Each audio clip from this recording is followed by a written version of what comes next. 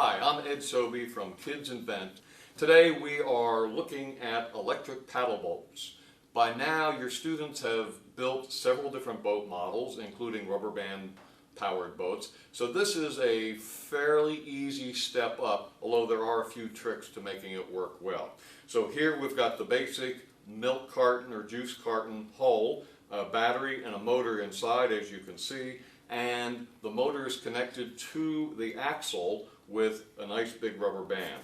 So we apply power and around it goes. Now once this is in water, they will not turn nearly this fast. The friction with the water, rubbing with the water, will slow that down a great deal. So a couple tricks that are involved in this. One, and the biggest one, is getting the right amount of tension between the axle and the motor on the rubber band. If the axle's too close, the rubber band will slide off, it will just fall off and do nothing. If the axle's too far away from the motor, then there'll be too much drag on the motor and it won't be able to turn. So that requires a little bit of play, and a really clever student might be able to figure out how to make an easily adjustable arrangement so the axle can be moved without making a lot of changes to it. You'll notice in this model we've run it a little bit and we've torn some of the paper on the side of the carton. So one nice addition here is putting in a fat straw or something else to reduce some of the friction there.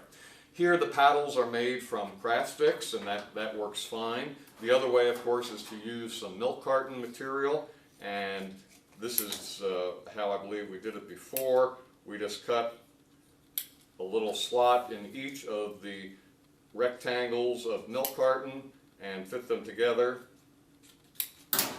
And in an instant we've got some nifty paddles, and they can be glued right to the axle. Now here you can see one problem is that the axle's so high that the paddle will just barely touch the water. So another design factor that kids will stumble onto probably when they get to testing their boat.